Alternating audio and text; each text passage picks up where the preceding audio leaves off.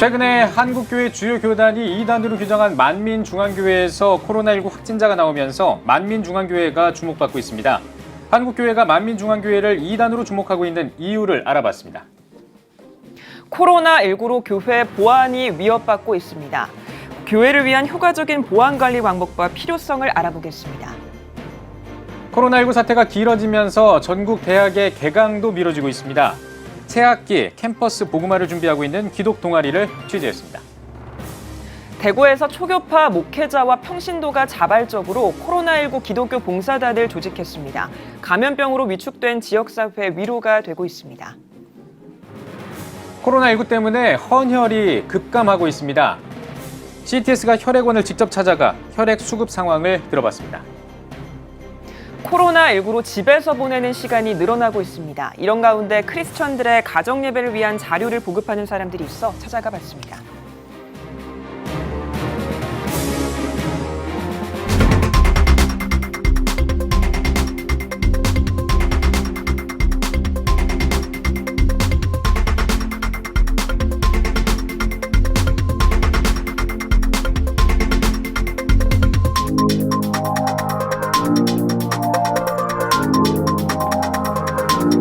시청자 여러분 안녕하십니까? 4월 1일 CTS 뉴스입니다. 오늘도 코로나19 소식으로 시작하겠습니다. 스튜디오에 박세현 기자 나와 있습니다. 안녕하십니까? 네, 안녕하세요.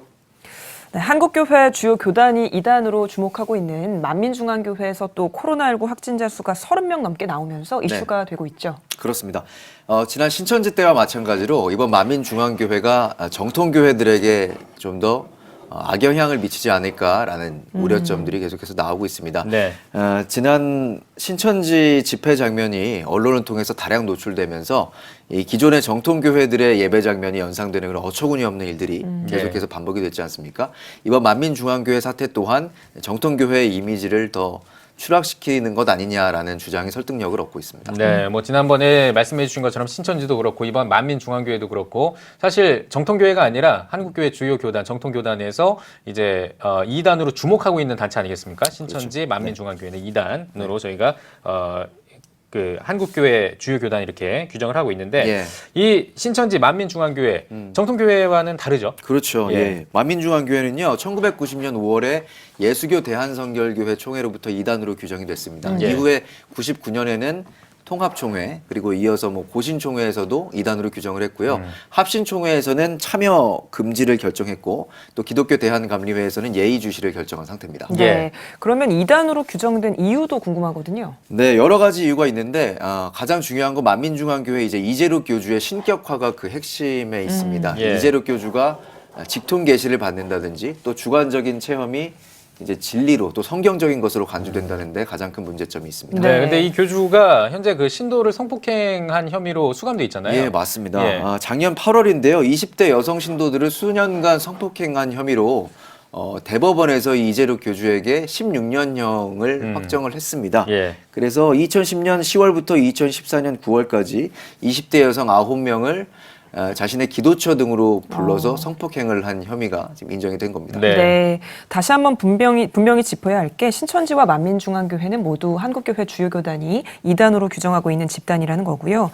교회와 동일시되면서 이들이 동일시되면서 코로나19 전파의 주된 원인으로 좀 되는 건 없어야 할 일인 것 같습니다. 또 코로나 사태를 겪으면서 문제로 제기됐던 부분 가운데 하나가 교회 보안 문제 아니겠습니까? 그렇습니다. 아마 이 부분도 이제 신천지 때문에 좀 이야기가 불거진 부분인 것 같은데요. 네. 신천지가 코로나19 대량 확산의 주범으로 지금 인식이 되면서 집회가 금지됐지 않습니까? 그러면서 신천지들이 정통교회에 가서 예배를 드린다라는 소문도 있었고 이에 따라서 교회들이 긴장하는 기색이 역력했습니다. 예, 뭐 신천지가 일반 교회로 그 미장 진입해서 뭐 이렇게 추수꾼이라고 하죠. 뭐 교인을 빼온다거나 뭐 분란을 일으킨다거나 이런 내용들 저희가 좀 많이 보도를 해드렸는데 앞으로도 이 보안에 대한 중요성은 계속해서 강조가 될 것 같습니다. 맞습니다. 신천지 같은 경우에 이제 기성교회에 진입하는 목적이 교회를 무너뜨리려는 목적 외에는 없는데요. 이런 목적이 분명한 인원들에 대해서는 교회가 분명히 차단을 하고 또 보안 시스템을 갖출 필요성이 있어 보입니다. 신천지뿐만이 아니라 한국교회가 이단으로 규정한 세력들도 그렇고 이미 이제 한국 사회가 다문화 사회로 접어들었는데 앞으로 이제 교회를 적대시하는 세력 또 더 나아가서는 테러까지도 미리미리 좀 대비를 해야 되는 필요성이 강조되고 있습니다. 네, 대형 교회 같은 경우에는 또 워낙 숨어 들어가기가 좋은 환경이라고 알고 있는데요. 어떻게 대비를 좀 해야 할까요? 맞습니다. 이런 일들이 있을 때마다 한국의 그 대형 교회들이 주목을 받는데 그 중에서도 가장 주목받는 교회 중에 하나가 여의도 순복음교회입니다. 제가 찾아가 보니까 이 여의도 순복음교회에서는 2년여 전부터 이 보안 관련해서 예. 대책을 세워놓은 상태였습니다. 예, 뭐 규모가 어마어마한 교회로 많은 성도들이 알고 있는데 그러면 예. 어떤 식으로 대비를 해놨는지도 궁금하거든요. 네, 성도 등록증을 만들었더라고요. 이 성도들의 정보를 기반으로 해서 성도 등록증을 마련해서 이 등록증을 지참한 사람들만 교회에 출입할 수 있도록 했습니다. 지금 화면에 나오고 있는데 그러네요. 예. 예, 이런 대비 덕분에 여의도 순복음교회는 이번 코로나19 사태 때도 수상한 인원들을 걸러낼 수 있었고요. 예. 해당 교회는 이제 이 여의도 순복음교회뿐만이 아니라 타 교회도 이런 보안 시스템에 있어서 관심을 가져야 한다고 강조했습니다. 한번 들어보시죠. 예. 우리가 교회도 일반 회사나 학교 같이 어떤 신분증, 교회는 성도 등록증을 만들어서 그 허가된 사람만, 다시 말하면 그 교회 다니는 사람만 출입을 할 수 있도록 이런 방법을 제공해야 된다고 생각하고, 네, 또 보안 관리와 함께 온라인 예배 시스템도 미리 갖추고 있었다고요. 맞습니다. 이제 교회에서 자체적으로 또 셋탑박스를 마련해서 그 희망하는 사람들에게 배포를 해준 건데요. 예. 셋탑박스를 통해서 이제 온라인으로 또 예배를 드리고 또 VOD 서비스도 마련해서 지나간 콘텐츠까지도 안방에서 또 시청할 수 있도록 했습니다. 네, 그 질병관리본부가 요즘 그 칭찬을 많이 받고 있는데 그 이유가 이 코로나19 사태 같은 이 전염병이 도는 이런 상황을 상정해서 미리 시뮬레이션을 하고 딱 그 코로나19 사태가 발생했을 때 빨리빨리 이렇게 진단키트도 이렇게 수급을 하고 예. 이런 식으로 해서 이렇게 빠르게 대응을 한 그 행동 때문에 칭찬을 받고 있는데 마찬가지인 것 같습니다. 지금 보면은 이게 뭐 예산이 있기 때문에도 가능했겠습니다만 보안 그리고 온라인 예배에 대해서 일찍부터 이렇게 예상하고 준비를 했기 때문에 이게 또 요 부분이 또 주목해 맞습니다. 예. 볼만한 것 같습니다. 예, 사실 교회들이 이제 교인들에 대한 정보는 대부분 가지고 있지만 이 부분들을 보안적인 기술과 연계시키는 부분에 대해서는 계속해서 고민이 필요한 부분인데요. 예. 전문가들은 이미 활용 가능한 기술들이 많이 있기 때문에 교회가 마음만 먹으면 얼마든지 활용할 수 있다는 그런 의견입니다. 한번 네. 들어보겠습니다. 네. IoT 얼굴 인식 시스템, 그 자동 매칭 시스템들이 있어요.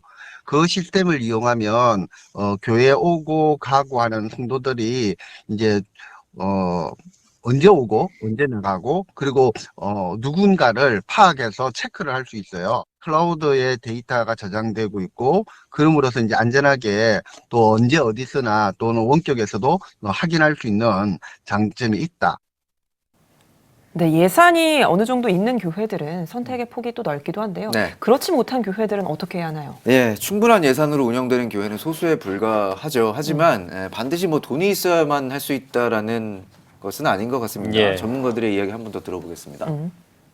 교회 무료 관리 프로그램들이 인터넷에 많이 있습니다. 그런 것을 활용해서 관리를 하고 또 소규모의 성도들은 뭐 우리가 PC나 엑셀이나 이런 식으로 간편하게 앱을 이용해서도 관리가 가능하기 때문에 네, 대학교들의 개강이 또 미뤄지면서 이 또 캠퍼스 사역을 하는데도 어려움이 많이 따를 것 같은데요. 이 기독교 동아리들이 온라인상에서 또 애를 많이 쓰고 있다고 들었습니다. 예, 맞습니다. 먼저 전국 학생신앙운동 SFC를 살펴보면요. 지난 16일부터 23일까지 매일 저녁 10시에 SNS를 통해 온라인 모닥불 기도회를 진행했습니다. 매일 기도 제목을 알리고 또 각자의 위치에서 같은 주제로 기도에 나선 건데요. 한국의 치유와 회복을 위해 또 교회가 지역사회의 역할을 잘 감당하도록 기도했고요. 전국의 위원들은 또 오프라인으로 모여서 예배를 또 기도의 불씨를 살렸습니다. 예. 예수전도단 같은 경우에는 하나임 기도 챌린지를 진행 중에 있는데요. 네. 각자의 삶의 현장에서 하나님 나라가 임하길 기도하고 동역자들에게 또 다른 기도를 연결하는 겁니다. 지금 땡땡땡에 하나님 나라 임하소서라는 글귀를 써서 그 현장에 맞는 사진을 SNS에 올리고 또 함께하기 원하는 사람을 태그하는 방식인데요. 하나님 나라가 각자의 삶의 현장 가운데 임해서 진정한 회복이 있길 바라는 마음을 담은 것으로 보입니다. 예. 네, 지금 이런 상황에서 신입생들에게 동아리 홍보하는 것도 쉽지 않을 것 같거든요. 네, 가뜩이나 지금 어려운 상황에서 코로나19로 이제 신입생들 모집이 더 어려운 상황에 처해 있습니다. 예. 온라인상에서 이제 최대한 신입생을 확보하기 위한 노력이 이어지고 있는데 CCC의 경우에 신입생들 중에 기독 동아리에 관심 있는 인원들을 먼저 추천을 받고 온라인상에서 교제를 이어가려는 노력이 진행 중입니다. 예. 사실 신입생에 대한 정보를 파악하는 것이 쉽지가 않은 것이 현실인데요. 그렇기 때문에 재학생들로부터 먼저 정보를 받고 또 관심 있는 신입생이 직접 연락할 수 있도록 하고 있습니다. 예. 예, 코로나가 또 길어지면서 사순절 기간도 이제 지나가고 있는데요. 예. 어느 때보다 이 사순절 의미가 또 깊게 다가오는 것 같습니다. 맞습니다. 요즘. 예수님의 십자가 달리심을 묵상하며 그 고난에 동참하는 사순절인데 우리가 어떻게 할 수 없는 가운데 회개하면서 십자가를 바라볼 것을 당부하고 있습니다. 코로나가 같이 온 사순절 가운데 또 우리의 신앙이 회복될 수 있다면 좋지 않을까라는 예. 생각을 해봅니다. 네. 네, 박세현 기자 잘 들었습니다. 네. 자, 다음 소식입니다. 대구는 코로나19 확진자가 가장 많은 지역입니다. 현재 감염병 특별관리 지역을 넘어 특별 재난 지역으로 선포될 정도로 이 종합적인 지원이 절실한 상황인데요. 이런 가운데 사각지대에 놓인 피해민들을 돕기 위해 대구 지역 초교파 목회자와 평신도가 자발적으로 코로나19 기독교 봉사단을 조직해 지원 활동을 펼치고 있습니다. 정승기 기자입니다. 감사합니다. 예, 힘내십시오. 여러분들이 힘내서 수고해 주시니까 대구가 속히 회복될 줄로 믿습니다. 감사합니다. 코로나19 기독교 봉사단은 구호키트 1000상자를 대구 지역 아파트 7곳의 경비원과 미화원을 비롯해 도움이 필요한 주민들에게 전달했습니다. 나라가 이렇게 어려울 때 우리 그리스도인들이 일어나서 우리 세상 사람들에게 하나님의 사랑을 실천하게 되면 이 코로나가 지나가고 나서 세상 사람들이 그렇게 어려울 때 교회가 우리에게 참 좋은 이웃이었다 하고 고마워할 수 있다면 하나님께서 얼마나 기뻐하시겠는가 그렇게 생각하고 이 운동을 시작하게 되었습니다. 코로나19 기독교 봉사단은 코로나 바이러스 대규모 감염으로 힘들어하는 대구 지역 주민을 돕기 위해 지난 19일 발대식을 갖고 본격적인 활동을 시작했습니다. 자발적으로 모여진 성금과 물품으로 마스크와 소독제 지원을 비롯해 방역 차량으로 교회 내외부 방역, 선물과 구호키트 1000상자 전달 등 다양한 지원 활동을 진행하고 있습니다. 또한 경제적으로 고통받는 이웃들을 위한 지원을 계획하고 있으며 방역 활동은 코로나19가 종식될 때까지 지속할 예정입니다. 지금 가장 시급한 게 이제 경제적으로 고통을 당하는 분들이 이웃들이 많기 때문에 그런 분들을 지원하는 방안을 지금 우리 운영위원회에서 강구를 하고 있습니다. 그래서 힘이 될 수 있도록 그렇게 최선을 다해서 열심히 하겠습니다. 우리의 사랑을 통해서 하루속히 코로나19가 종식되는 날이 올 줄로 믿습니다. 그때까지 힘내십시다. 자발적으로 나선 코로나19 기독교 봉사단의 섬김이 코로나 감염병으로 힘들어하고 있는 교회와 시민들에게 큰 힘이 되고 있습니다. CTS 뉴스 정승기입니다. 코로나19로 많은 시민들이 사회적 거리 두기에 동참하면서 가급적 사람들끼리의 접촉을 피하고 있습니다. 하지만 동시에 헌혈을 하는 사람들도 급격히 줄어들었다고 하는데요. 사순절 기간에 신앙인들의 관심이 필요한 부분이라고 하는데요. 전상민 기자가 취재했습니다. 요즘 코로나 때문에 헌혈 수급이 잘 안 된다고 들어가지고 저도 그냥 한번 도움을 주고자 해가지고 한번 왔어요. 지난 3월 코로나19 사태로 급작스럽게 확진자가 증가하자 헌혈 참여가 급감하고 혈액 수급에도 비상이 걸렸습니다. 대한적십자사 혈액관리본부에 따르면 확진자가 갑자기 증가한 3월 초 혈액 보유량이 2인분 미만인 경계를 나타냈으나 국민들의 적극적인 헌혈 참여로 현재는 혈액 보유량 5일분의 일시적인 안정세에 들어섰습니다. 하지만 코로나19가 장기화 조짐을 보임에 따라 확진자가 꾸준히 발생하고 코로나19로 인한 변수들이 존재해 언제든지 혈액 수급에 위기를 맞을 수 있다는 것이 혈액원의 입장입니다. 병원이 지금 아무래도 환자가 급한 수술 외에는 지금 다 미루고 있는 상태이기 때문에 앞으로 코로나가 좀 진정되고 그 여러 가지 상황이 안정화되면은 그 미뤘던 수술이 시작되고 이러면 혈액 사용은 앞으로 계속적으로 늘어날 거리. 우선 단체 헌혈에 큰 비중을 차지했던 고등학교와 대학교에 정상적인 학기 시작이 미뤄지면서 정기적인 헌혈 수급에도 차질이 생길 것이라는 우려입니다. 또한 코로나19 백신이 아직 연구 중에 있고 상용화할 때까지 어느 정도 시간이 예상되는 만큼 혈액 수요 변수가 존재합니다. 때문에 안정적인 혈액 수급을 위해서는 국민들의 지속적인 관심과 헌혈 참여가 필요한 상황입니다. 코로나 감염 우려를 줄이기 위해서 우리 체열 직원들은 마스크를 사용하고 일일 발열 체크를 하고 또 헌혈 장소에 대해서는 매일매일 소독 작업을 하고 있는 상황입니다. 이런 사항을 감안하신다면 한국교회 성도분들의 적극적인 헌혈 참여가 필요한 시기입니다. 많은 참여를 요청드리겠습니다. 한국교회와 기독교인들은 국가가 위기일 때마다 이웃의 어려움을 외면하지 않고 늘 앞장서 왔습니다.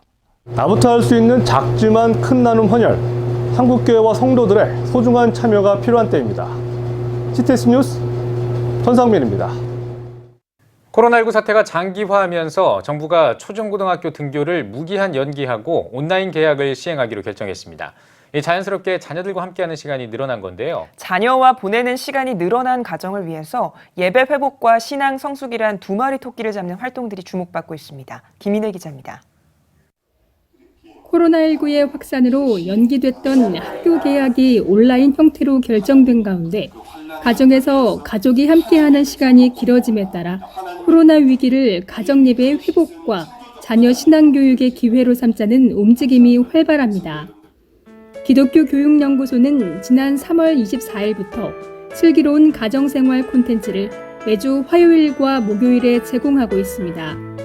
코로나19로 인해 부모와 자녀가 함께 보내는 시간이 늘어난 것을 고려해 가정예배를 드릴 수 있는 자료를 비롯해 그림책 나눔 자료, 함께 만드는 요리 자료 등을 제공해 가정의 신앙교육적 기능 회복을 돕겠다는 취지입니다. 이지만은 가족이 이렇게 함께 모일 수 있다고 하는 그것을 굉장히 축복된 기회로 알고 부모가 자녀 교육의 주체로서 든든히 세워지고 그 부모님이 자녀들과 함께 가정에서 신앙교육과 또 학업교육 그리고 자녀들의 진로 지도까지 담당할 수 있는 그런 프로그램으로 저희가 제공을 하게 됐습니다. 특별한 사진 콘테스트도 있습니다. 6개 멀티교회인 꿈의 교회는 꿈의 가정예배 사진 콘테스트를 진행하고 있습니다. 매주 토요일 가정예배를 드리며 기억에 남는 사진이나 즐거운 가족들의 모습을 담은 사진 등 형식은 상관없습니다. 선정된 사진의 선물은 간식. 교회는 예배 후 가족이 함께 먹을 수 있는 다양한 간식을 모바일 쿠폰으로 보내고 있습니다. 재미와 신앙 성숙이란 두 마리 토끼를 잡는 성경 필사도 인기입니다. 어린이 성경 필사 노트, 10대를 위한 잠언 한 달 쓰기와 같은 다음 세대를 위한 필사 노트는 스마트폰 터치에 익숙한 다음 세대가 글씨를 연습하고 성경도 익힐 수 있다는 점에서 어린이들의 만족도가 높습니다. 온라인 예배로 주일 예배를 드리는 요즘, 책으로 성경 말씀을 기록하며 가족의 신앙을 점검하고 돌아보는 기회가 되고 있습니다. CTS 뉴스 김인혜입니다. 가정에서 가족과 함께하는 시간이 길어지면서 신앙인들 사이에서는 가정예배에 대한 관심도 높아졌습니다. 한 기독교 단체가 가정예배를 쉽게 그리고 잘 드릴 수 있도록 자료 나눔에 나섰는데요. 가정에서 부모와 자녀가 함께 하나님을 예배하는 시간을 가져보는 건 어떨까요? 장현수 기자입니다. 코로나19 사태 속에서 신앙을 지켜나가는 방법으로 주목받은 가정예배. 하지만 가정예배를 드리지 않던 가정에게는 막연하거나 예배에서 메시지를 전해야 할 가족 구성원에게는 때로 부담이 되기도 합니다. 가정예배가 어려운 사람들에게 길잡이가 있습니다. 눈에 잘 들어오도록 디자인된 형식 안에 주제에 맞게 예배를 진행할 수 있도록 구성됐습니다. 모델 설교 제시는 물론 성경 내용을 표현하는 귀여운 그림도 담겼습니다. 가정과 교회를 함께 세워가는 세대통합교육목회연구소 싱크와이즈의 가정예배 자료입니다. 싱크와이즈는 가정을 세우는 교회, 교회를 이루는 가정을 모토로 다음 세대에게 신앙을 전수할 수 있도록 돕는 활동을 이어왔습니다. 코로나19 사태에는 바이러스 확산 방지를 위해 집에서 예배하는 가정을 돕고자 현재까지 5회에 걸쳐 가정예배 자료를 공유했습니다. 가정을 훈련할 수 있는 또는 도울 수 있는 자료들을 만들어 왔었고 또 이번에 이제 함께 주일날 모이는 예배로 모이지 못하고 주중에 흩어져서 예배하는 상황들이 되면서 제가 좀 이미 있는 것 중에서 당장 할 수 있는 게 뭘까 그래서 저희 있는 가정 예배 자료들 중에서 일부들을 좀 공개하는 식으로 진행을 했고요. 가정예배 자료는 그동안 싱크와이즈에서 제작해온 예배 자료와 설교 내용, 그림 자료, 활동 자료를 재편집해 제작됐습니다. 어린 자녀들도 함께 예배에 참여할 수 있도록 구성됐다는 점과 예배 후에도 가족이 함께 활동하고 성경 내용에 대해 대화할 수 있게 만들어졌다는 점이 특징입니다.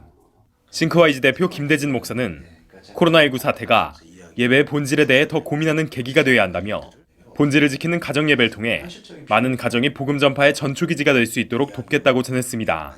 가정이 정말 믿음을 드러내고 전수하는 첫 번째 장소고, 우리 믿음의 실력이 판가름 나는 진짜 장소가 사실은 삶의 현장이라는 것을 좀 더 강조하면서 오히려 이럴 때 우리 진짜 믿음 연습해보고 리허설하고 내 이웃에게 복음을 전하는 전초기지로서의 가정들을 좀 든든히 세우는 기회로 삼으면 참 좋겠다, 그런 생각을 해봅니다.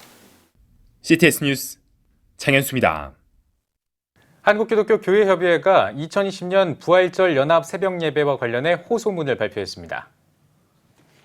교회협은 호소문에서 코로나19 확산을 막기 위해 중대한 고비를 넘어가고 있는 현실을 직시해 부활절 새벽 연합 예배를 각자의 자리에서 드리는 예배로 결정하고 부활절에 맞춰 메시지를 발표하기로 했다고 밝혔습니다. 또 당국과 교회는 서로의 다름을 이해하고 자기 방어적 자세를 내려놓으며 공동의 선을 위한 자리로 조건 없이 함께 나아가야 한다고 강조했습니다. 이어 코로나19 위기 상황에서 우리는 흩어지는 교회가 돼 삶의 자리를 예배의 자리로 승화하는 차원의 훈련이 필요하다고 덧붙였습니다. 기독교대한감리회 충청연회 희망봉사단이 정기총회를 개최했습니다. 일부 예배에서 말씀을 전한 충청연회 김규세 감독은 그리스도인은 하나님 보시기에 올바른 모습을 가지고 있어야 한다며 희망봉사단이 작은 일 하나에도 예수님의 이름으로 임하길 바란다고 전했습니다. 이어 2부에선 사업감사 회계보고를 진행하고 코로나19 확산 방지를 위해 각 지방에 손소독제 등을 전달했습니다.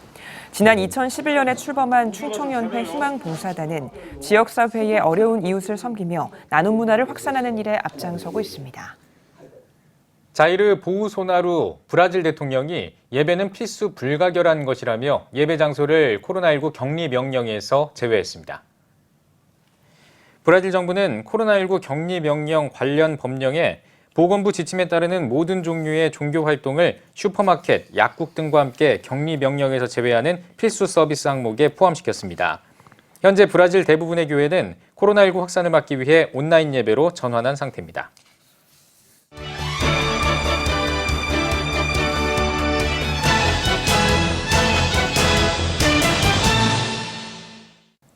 문화가 소식입니다. 코로나19 사태로 신천지의 실체가 알려지고 있는데요. 오늘은 신천지 교리의 핵심인 요한계시록을 올바르게 이해할 수 있도록 돕는 책을 소개해드립니다. 김예슬 기자입니다. 요한계시록을 쉽게 이해할 수 있는 평신도를 위한 쉬운 요한계시록 1과 신천지가 주장하는 요한계시록 교리의 오류를 검토하여 바른 해석을 제시한 신천지 백신입니다. 저자 양형주 목사는 요한계시록에 대한 건강한 이해를 돕기 위해 두 권의 책에 계시록에 대해 연구한 모든 지식을 담아냈습니다. 그러니까 요한계시록에 대해서 너무 무서워서 제쳐두거나 아니면 요한계시록을 이제 곧 일어날 이 세상의 멸망의 전조로, 징조로 이해하는 그런 두 가지 극단이 있다 보니까 이제 그러면서 빠지는 게 뭐냐면 요한계시록이 그 당시에 쓰여졌던 역사적인 현실, 그리고 초대교회 때 주셨던, 7교회 주셨던 하나님의 메시지, 그리고 그것이 그 당시에, 그리고 오늘날 우리에게 어떻게 적용되는지 이 중간 다리가 다 무너졌습니다. 그래서 그동안 이제 요한계시록에 대한 책들이 너무 전문적으로 나와서 이제 원문들도 많이 나오고 또 너무 어렵게 진술되다 보니까 평신도들이 이제 요한계시록을 배울 기회가 많지 않거든요. 그래서 좀 요한계시록을 진지하게 공부하고자 하는 분들이 좀 잘 보면 좋겠다. 평신도를 위한 쉬운 요한계시록 1은 성경에 대한 선지식이 없는 상황에서도 계시록을 이해할 수 있도록 쉽게 표현했으며 역사적 사실을 분명하게 담아냈습니다. 신천지 백신은 신천지가 주장하는 계시록의 오류를 철저히 검토했으며 성경의 근거에 구체적이고 실제적인 대안을 제시했습니다. 특히 부록엔 신천지의 성경관을 수록하므로 우리가 분별해야 할 핵심적인 내용을 얻을 수 있습니다. 그동안 우리가 이단의 피해가 많이 있다고 걱정은 했지만 실질적으로 그 피해를 보지 않기 위해서 그냥 단순히 피하는 정도가 아니라 건강한 항체와 또 건강한 말씀으로 우리를 다지는 일에는 사실 좀 소홀히 했던 것이 사실입니다. 사실 그 이단들이 미혹하는 이제 아주 정점에 요한계시록이 있는데 미혹되지 않으려면 이제 우리는 요한계시록을 열심히 공부해야 됩니다. 분별력이 필요한 시대에 요한계시록을 담아낸 두 책은 계시록에 대한 안내서와 신천지를 대응할 수 있는 지침서가 될 것이라고 강조합니다. CTS 뉴스 김예슬입니다.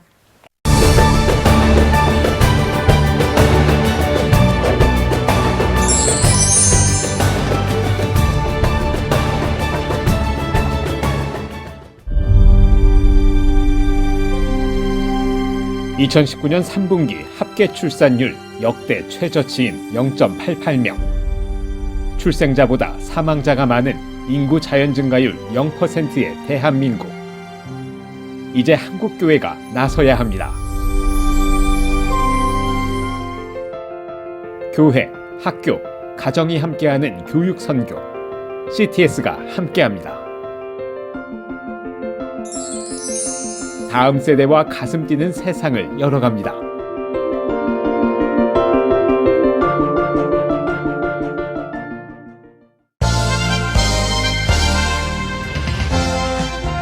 여러분은 지금 CTS 뉴스를 시청하고 계십니다. CTS는 다음 세대와 가슴 뛰는 세상을 열어갑니다라는 슬로건으로 저출산과 인구 절벽이라는 국가적 어려움 앞에 한국교회 역할에 대한 기획 보도를 이어오고 있습니다. 오늘 뉴스 더보기 시간에는 청암교회 이정현 목사와 함께 이야기 나누겠습니다. 목사님 안녕하십니까? 네, 안녕하세요. 예, 반갑습니다. 자, 요즘 뭐 많은 교회들이 주일학교 자체의 운영을 하기 힘들 정도로 참 주일학교의 이 다음 세대들이 좀 급감해서 어려움을 겪고 있는데 그 현황이 좀 어떻게 되는지 들어보고 싶습니다. 네, 실제로 지금 많이 감소해서 어려운 가운데 있는데 예장 통합 측 통계 자료를 보니까 2009년에 비교해서 벌써 10여 년 사이에 약 30% 가까이 지금 아이들이 감소했고요. 지금 문제는 뭐냐면 이 감소 속도가 상당히 빨라지고 있다는 것입니다. 그래서 지금 이제 이 미래학자들이 내다보는 바로는 향후 15년, 20년 안에 다음 세대 아이들이 전체 한 3%밖에 남지 않을 것이다. 이렇게 보고 있고요. 그래서 상당히 지금 아이들이 없고 뭐 교회들마다 아이들 있는 교회가 찾아보기 어려울 정도니까요. 많이 어두운 것이 지금 우리의 현실입니다. 네. 이제 본격적으로 목사님께서 하신 사역에 대한 이야기를 나눌 텐데요. 청암교회 부임하시기 전에 하셨던 사역이 좀 많이 소개됐는데요. 군산 드림교회 주일학교거든요. 어떤 사역이었나요? 네, 제가 이제 이번에 담임으로 부임하기 전까지 다음 세대 사역을 한 23년 정도 이렇게 해왔고요. 직전에 있었던 교회가 이제 군산 드림교회인데요. 이 주일학교 사역에 상당히 좀 특화가 되어져 있는 이런 교회입니다. 그래서 한국에서는 좀 찾아보기 힘들게 특별히 대형 교회 가운데 아이들하고 어른들 비율이 1:1. 그래서 이 아이들이 처음에 지금 담임 목사님 부임하실 때 한 100여 명에서 지금 2,000명 이렇게 해서 상당히 많은 아이들이 이렇게 있었고요. 그다음에 제가 맡았던 뭐 전체 디렉터도 하고 있지만 청소년들 부서 같은 경우도 처음에 한 400명인데 나중에는 한 800명. 그래서 이 아이들이 많고 전문 교육자들이 이제 힘쓰는 가운데 이 교사들이 상당히 활발하게 움직였어요.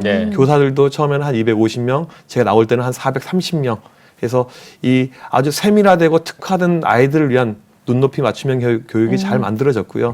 그다음에 이것 때문에 이제 계속해서 좀 좋은 소문도 많이 났고 근데 이제 핵심은 뭐냐면 프로그램을 끝나지 않고 신앙의 본질에 있어서 상당히 집중했던 교회였습니다. 예, 알겠습니다.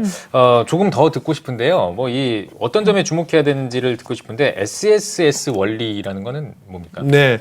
이건 이제 제가 만든 어떤 하나의 단어인데요. 용어인데 그 Something Special Every Sunday에서 매주 무엇인가 특별함을 아이들에게 보여주자. 그래서 예배가 똑같은 예배가 아니고 매주 아이들이 느끼기에 좀 차별화된 특별화된 예배인데 제가 볼 때 이 주일학교는 이제 가장 중요한 것은 이 담임 목사의 마인드더라고요. 그래서 담임 목사가 이 좋은 교육 철학, 좋은 마인드를 가져야지만이 우선 이게 시작이 될 수가 있고 이제 드림교회가 그런 교회였던 거죠. 그래서 좋은 부교육자들, 전문가들을 많이 이제 풀타임으로 다 뽑아가지고 상당히 좀 좋은 조건 가운데 교육자들을 뽑아오니까 지방이지만 많이들 훌륭한 분들이 왔었고요. 이분들이 다른 잡무 없이 교육에만 투자하니까 좋은 교사들을 이제 만들어내는 것이고 네. 이런 교사들이 아이들 어떤 예배라든지 제자 훈련이라든지 전도라든지 이런 다양한 프로그램을 만들어내는데 이 이제 시작이 담임 목사에서 시작을 한다는 것이 이제 핵심인데 뭐냐면 그러니까 교사들이 움직이게 되고요. 예배 시간, 설교 시간 이럴 때마다 계속 교회 교육에 대한 부분이 강조가 되고 교사들은 교회 초점이 여기 있다는 것을 아니까 더 훌륭한 분들이 많이 오게 되고 이제 그렇게 해서 저희가 S 올리를 만들어서 아이들이 한 번 예배 오게 되면 그 예배에 반해가지고 다시는 교회 떠나지 않을 수준의 그 예배, 그 예배를 저희가 지향을 했었고 실제로 많은 아이들이 이사를 오거나 교회 처음 왔었을 때 예배가 너무나도 좋아서 그 교회에 계속 남는 경우가 제일 많이 있었습니다. 네. 군산 드림교회 같이 좋은 사례도 있고요. 전국의 많은 교회들이 주일학교를 활성화하기 위해서 치열하게 노력을 하고 있는데요. 다음 세대 사역의 지향점은 어디에 둬야 한다고 보시나요? 제가 볼 때는 아직까지 한국교회가 늦지 않았다고 저는 생각을 하고요. 그래서 우선은 이게 좀 바뀌어야 될 지금 이런 우리가 시점이 왔는데 교회 중직자들 특별히 우리 장로님들이 좀 많이 바뀌어주시면 좋겠다는 생각을 하고 있습니다. 이제 왜 그러냐면 시대 자체가 이미 바뀌었기 때문에 여기에 좀 발맞춰서 가야 되는데 실제로 교회 이 주일학교 시스템은 70년대, 80년대 시스템이거든요. 그래서 시스템, 세팅, 프로그램, 구조 모든 것을 바꿔야 되는데 그러기 위해서는 장로님들이 조금 죄송하지만 기득권도 많이 내려놓고 그래서 전에 그 모 대기업에서 그 마누라 빼고는 다 바꿔라 이런 어떤 캐치플레이를 내세웠듯이 교회 안에서도 교회 건물 빼고는 다 바꿔야 된다고 저는 생각합니다. 그럴 때 이 교회가 좀 달라질 수가 있는데 왜 그러냐면 아이들이 오고 싶어하는 교회를 만들어야 되거든요. 그래서 그냥 예전에는 자연스럽게 왔고 오는 것이 어렵지 않았다면 이제는 오는 것 자체가 상당히 어려워진 부분이 되었기 때문에 아이들이 오고 싶어하는 교회 특별히 요즘에 우리 아이들 보게 되면 이 하이 테크놀로지 시대를 살고 있는 가운데 누구나 핸드폰하고 있고 누구나 애들이 태블릿을 이용하고 있고 이런 가운데 교회에서 웬만큼 프로그램을 해서는 이 아이들 눈높이에 맞추지 못하고 아이들이 만족을 많이 못하고 교회 와서도 계속 애들이 핸드폰 하고 있거든요. 이런 상황 가운데 하이 터치가 오히려 필요하다. 저는 그렇게 생각합니다. 그래서 선생님들을 잘 교육을 하게 되면 엄마의 마음으로 아빠의 마음으로 접근해 섰을 때 이게 그 아이들을 터치할 수 있는 더 좋은 저는 요소가 될 거라 생각을 하고 있습니다. 네, 알겠습니다. 자, 이런 것들이 모여서 이제 굳건한 신앙 계승이 돼야 될 텐데 굳건하게 신앙 계승을 하려면 어떻게 해야 될까요? 네, 이제 이 부분이 저는 가장 중요하다고 생각합니다. 제가 이제 미국 유학할 때 실은 이제 이 부분을 집중적으로 많이 공부를 했었는데요. 미국에서 종교성이 가장 높은 이 교파 교단이 유대교입니다. 근데 유대교는 주일학교가 없고요. 교회학교 어떤 선생님이 따로 없이 신앙의 모든 교육은 다 부모들이 하는 이제 이런 어떤 구조거든요. 그래서 한국 교회가 지금 원래대로 잘 회복하기 위해서 필요한 것은 이 할아버지의 어떤 신앙의 유산이 아버지한테, 아버지의 신앙의 유산이 자녀들한테 가는 것. 저는 이것이 정답이라고 생각하는데 그러기 위해서 교회가 해야 될 것이 뭐냐면 지금은 주일학교, 그 다음에 어른들, 이 모든 교육이 양분화되어 있습니다. 그래서 나름 주일학교 전문화를 시킨다고 하면서 아이들하고 어른들을 분리를 시켜놨는데 분리로 가면 안 되고 저는 합쳐져야 된다고 생각합니다. 그래서 예를 들면 대형 교회들 같은 경우에는 이제 각 교구 전문 사역자들이 있고요. 또 주일학교 전문 사역자들이 있는데 이것을 이원하러 갈 것이 아니고 유치부를 담당하는 사역자가 유치부 아이들과 부모를 같이 케어하고 유년부 담당하는 사역자가 유년부랑 유년부 부모들을 같이 케어하고 그러니까 지금 한국교회 문제가 뭐냐면 부모는 교회 와서 봉사하고 교사하고 찬양대 섬기는데 아이들은 집에서 자고 있고 이게 지금 가장 큰 문제거든요. 그래서 이것을 양분하지 말고 함께 묶을 수 있는 그 구조로 가야지만이 저는 여기에 이렇게 정답이 있다고 생각을 하고 있고요. 제가 지금 청암교회 부임에서는 이것을 가장 중요한 슬로건으로 외치고 저희가 예배도 분기나 한 2달에 한 번씩 세대를 통합해서 같이 예배를 드리고요. 그 다음에 새벽 예배도 같이 드리고 말씀도 같은 본문으로 어른들부터 아이들까지 같이 나누게 되고 이제 그렇게 묶어주는 이 교육을 지금 하고 있는 가운데 있습니다. 네. 앞서서도 언급을 했지만 한국교회뿐만 아니라 우리 사회가 저출산과 인구절벽이라는 위기에 처해 있는데요. 이런 상황에서 교회 역할이 더 중요하다라는 목소리도 나오는데 한국교회 시대적 사명 뭐라고 보십니까? 네, 지금 뭐 아시다시피 뭐 2019년 우리 3분기 어떤 이 출산율 통계를 보게 되면 역대 거의 최하를 찍을 만큼 아이들이 없는 이런 환경이 되어버렸습니다. 예. 저는 우선은 이것을 이제 위기인데 우리가 활용할 수 있는 방향이 있다고 생각을 합니다. 그게 뭐냐면 최근에도 이제 어떤 교육에 대한 부분이 나오면서 특성화된 이런 어떤 학교들의 이 장점들이 많이 지금 좋은 케이스로 많이 공중파를 통해서 나오고 있거든요. 근데 보면 좋은 학교의 교육은요, 아이들이 적을 때, 그 다음에 아이들 비례해서 교사 수가 많을 때 이렇게 이루어지거든요. 그래서 오히려 출산율이 적은 이 타이밍에 교육에 집중할 수 있는 저는 타이밍이 되고, 네. 오히려 좋은 이 고질의 이 부분을 아이들에게 줄 수 있는 그런 타임이라고 우선 생각을 하고요. 예. 그 다음에 출산율이 계속 떨어지고 있는 이유는 뭐냐면 결혼 자체가 없는 것이고 이게 교회 쉽게 말하면 청년들하고 이제 직결된 이런 문제라고 저는 생각을 하는데 청년들 안에 어떤 세속의 가치관, 요즘에 미혼주의자라고 하죠. 예. 아예 결혼 없이 살아가는. 그래서 이것이 하나님께서 우리에게 주신 본분은 아니고 생육하고 분명히 번성하라고 우리에게 말씀해 주셨는데 청년들에게 먼저 바른 기독교 세계관 정립들, 바른 철학들을 잘 정립하여서 우리가 결혼도 하고 아이도 낳을 수 있는 구조. 그 다음에 이제 젊은 부부들 같은 경우 힘든 것이 육아가 힘들고요. 네. 아이들 양육이 힘든 것인데 이 부분에 있어서 교회가 어떤 육아 프로그램이라든지 아이들을 낳았었을 때 교회가 책임져주고 교회가 케어해주고 그리고 교회가 또 학교도 세울 수가 있고요. 이렇게 좀 다각적으로 가고 또 한 가지 말씀을 드리자면 이 가정들이 많이 무너져 있는데 기독교 가정들 하게 되면 행복하고 재밌고 무엇인가 남들과 다른 가정의 모습들을 교회가 많이 보여줄 때 저는 이 세상 속에서 우리가 희망이 저는 된다고 생각합니다. 네, 알겠습니다. 자, 앞으로 계획도 듣고 싶거든요. 네네. 예. 제가 이제 교회 부임한 지 뭐 4달밖에 이렇게 되지 않았습니다. 우선은 저희 교회가 72년 된 역사와 전통이 있는 이런 교회인데요.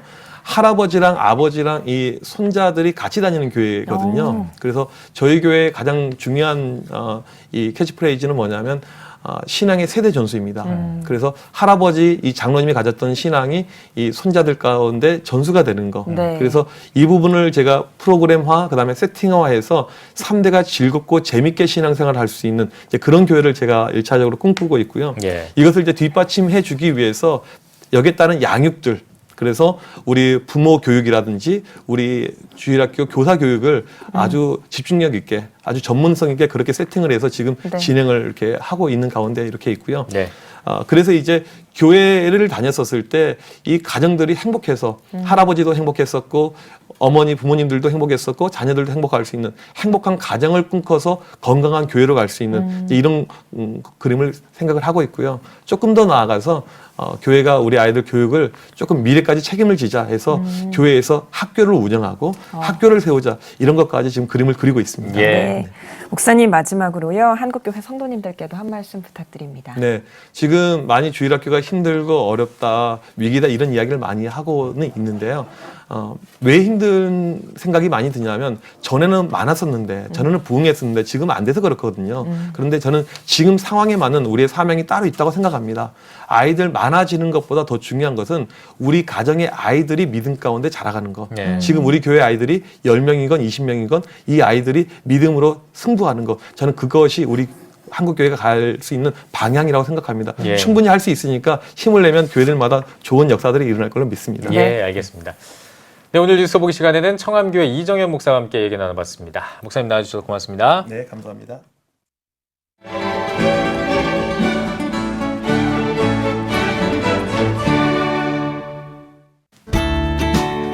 내일은 전국이 대체로 맑겠습니다. 아침 최저 기온은 2도에서 10도, 낮 최고 기온은 11도에서 20도가 되겠습니다. 주간 날씨 봅니다. 7일은 제주도에, 9일은 강원 영동에 비가 오겠습니다.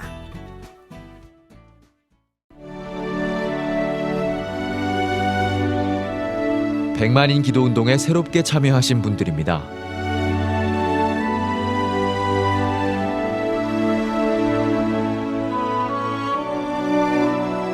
백만인 기도운동을 통해 보내주신 후원금은 국내는 물론 전 세계를 향한 CTS의 영상 선교 사역을 위해 소중하게 쓰이고 있습니다.